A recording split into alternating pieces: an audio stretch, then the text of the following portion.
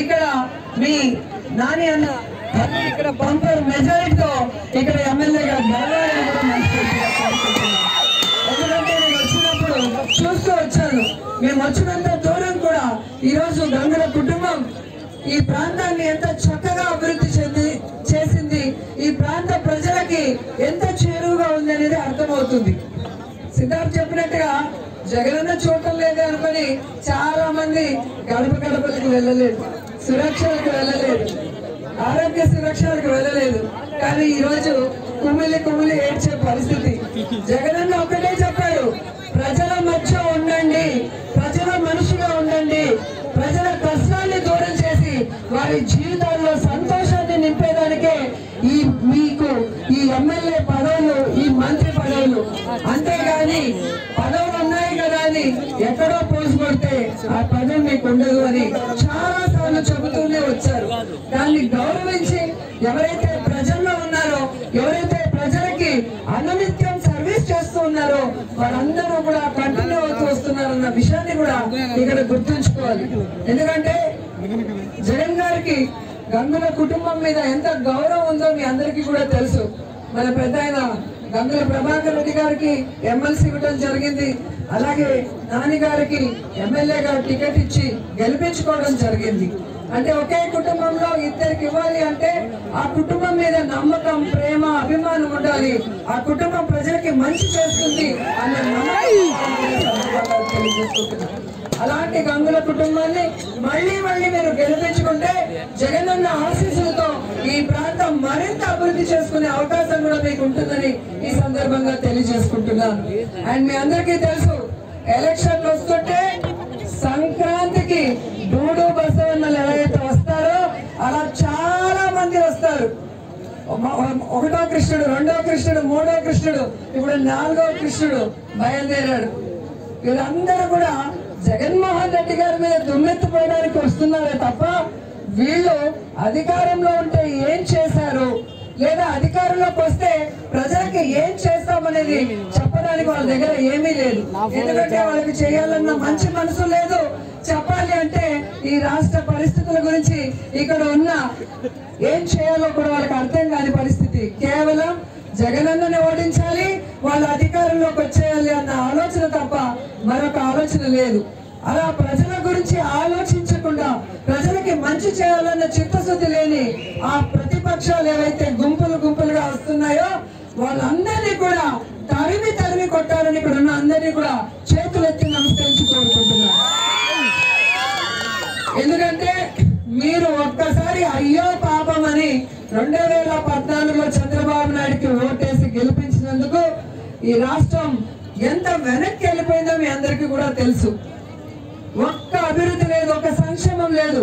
ఏది అడిగినా కూడా రాష్ట్రం విడిపోయింది, నష్టపోయింది, కష్టాల్లో ఉన్నామంటూ కుంటి సాకులు చెప్పాడు.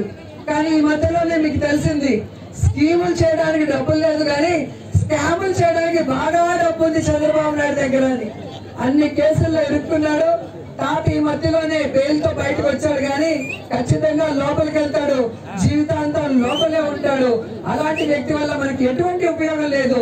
ఈ రోజు ప్రజల కోసం తన తండ్రి గారు ఈ ప్రజల మొహాల్లో చూడాల్సిన చిరునవ్వుని చూడకుండానే వెళ్ళిపోతే ఆ చిరునవ్వుని చూడాలని రాజన్న పరిపాలన మళ్ళీ తీసుకొని రావాలని జగనన్న మీకోసం ఈ వైఎస్ఆర్ కాంగ్రెస్ పార్టీ స్థాపించారు. మీకోసం ఎన్ని కష్టాలు, ఎన్ని అవమానాలు అనుభవించారు, అలాగే ఎన్ని తప్పుడు కేసులు పెట్టి జైల్లో పెట్టారు మీ అందరికీ తెలుసు. అయినా కూడా చిరునవ్వుతో కష్టాల్ని భరించి మీ అందరి ఆశీస్సులతో తిరుగులేని ముఖ్యమంత్రిగా వచ్చి ఈరోజు మీరు కోరుకున్నట్టుగానే ఈ రాష్ట్రాన్ని అభివృద్ధి వైపుకు పరుగులు తీస్తున్నారు. మీరు కోరుకున్నట్టుగానే మీ జీవితాల్లో వెలుగు నింపారు.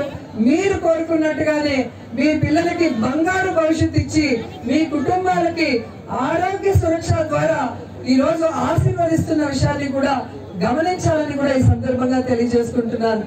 మన కుటుంబంలో మన తండ్రి, మన అన్నదమ్ములు, మన భర్త, మన కొడుకు వీళ్ళే మన గురించి ఆలోచిస్తారు, మనకి ఏం కావాలి, ఏం చేయాలి అనేది. కానీ ఈరోజు రాజశేఖర రెడ్డి గారి కుటుంబం, అప్పుడు వైఎస్ఆర్ గారు కానివ్వండి, ఇప్పుడు జగనన్న కానివ్వండి, మీ కుటుంబంలో ఒక కొడుకులాగా, ఒక తండ్రిలాగా, ఒక బిడ్డలాగా ఆలోచించి ప్రతి కుటుంబాన్ని కూడా తన సొంత కుటుంబంగా భావించి ఈరోజు ఆ కుటుంబంలో ఎంతమంది ఉంటే అర్హులు అంతమందికి కూడా సంక్షేమాన్ని అందిస్తున్నారు అంటే అది మనసున్న కుటుంబం. ఆ కుటుంబం ఎప్పుడూ కూడా సంతోషంగా ఉండాలి. ముఖ్యమంత్రిగా ఇంకా 20-30 సంవత్సరాలు అలాగే కొనసాగాలి. మన అందరి జీవితాలు, మన పిల్లల భవిష్యత్తు బాగుండే విధంగా, ఈ రాష్ట్ర అభివృద్ధి వైపుకి మరింత స్పీడ్ గా ముందుకు వెళ్లే విధంగా మీ అందరూ కూడా ఫ్యాన్ గుర్తుకు ఓటేయాలని కూడా మనస్ఫూర్తిగా కోరుకుంటున్నాను. ఈ రోజు యువత చాలా ఉత్సాహంగా ఉంది. ఆల్రెడీ ఆడేశారు కదా, ఒక బ్యాడ్మింటనే కదా, బ్యాడ్మింటన్ ఒక్కటే వెయిట్ చేస్తున్నాం. ఆల్మోస్ట్ అన్ని ఆడేసాం. సో మీకోసం నేను సిద్ధార్థ్ కూడా ఎప్పుడే ఆడేసి వచ్చాం బ్యాడ్మింటన్. సో మీతో పాటు మేము కూడా ఆడటానికి రెడీగా ఉన్నాం. సో ఎవరైతే గెలిచారో వాళ్ళందరికీ కూడా మనస్ఫూర్తిగా అభినందిస్తున్నా. గెలవని వాళ్ళకి బెటర్ లక్ నెక్స్ట్ టైం. ఎందుకంటే ఎవ్రీ ఇయర్ ఇది కంటిన్యూ చేస్తామని కూడా జగన్ గారు చెప్పారు. కాబట్టి ఇక పిల్లలు చక్కగా చదువుకుంటూ ఆటల మీద కూడా కాన్సన్ట్రేట్ చేయాలని కోరుకుంటున్నాను. ఎందుకంటే స్పోర్ట్స్ కోటాలో మంచి మంచి ఉద్యోగాలు వచ్చే అవకాశం ఉంటుంది. అండ్ స్పోర్ట్స్ పర్సన్స్ ఉన్నంత క్రేజ్ ఈ దేశంలో వేరే దేనికి లేదన్న విషయం కూడా మీ అందరికీ తెలుసు. మేము వచ్చిన తర్వాత, వైఎస్ఆర్ కాంగ్రెస్ పార్టీ అధికారంలోకి వచ్చిన తర్వాత జగనన్న ఆశీస్సులతో మీ జిల్లాకు చెందిన జఫ్రీన్ కి గ్రూప్ 1 పోస్ట్ ఇవ్వడం జరిగింది. అలాగే కృష్ణా జిల్లాకు చెందిన జ్యోతి సురాకేత్ కి గ్రూప్ 1 పోస్ట్ ఇవ్వడం జరిగింది. అలాగే వైజాగ్ కి చెందిన సాకేత్ కి గ్రూప్ 1 పోస్ట్ ఇవ్వడం జరిగింది. అలాగే చిత్తూరు జిల్లాకు చెందిన హాకీ ప్లేయర్ రజనీకి గ్రూప్ 1 పోస్ట్ ఇవ్వడం జరిగింది. ఎందుకు ఇది చెప్తున్నానంటే చదువు ఎంత ముఖ్యమో ఆటలు కూడా అంతే ముఖ్యం. మీకు ఉద్యోగం వచ్చేదానికి అది చాలా హెల్ప్ చేస్తుంది.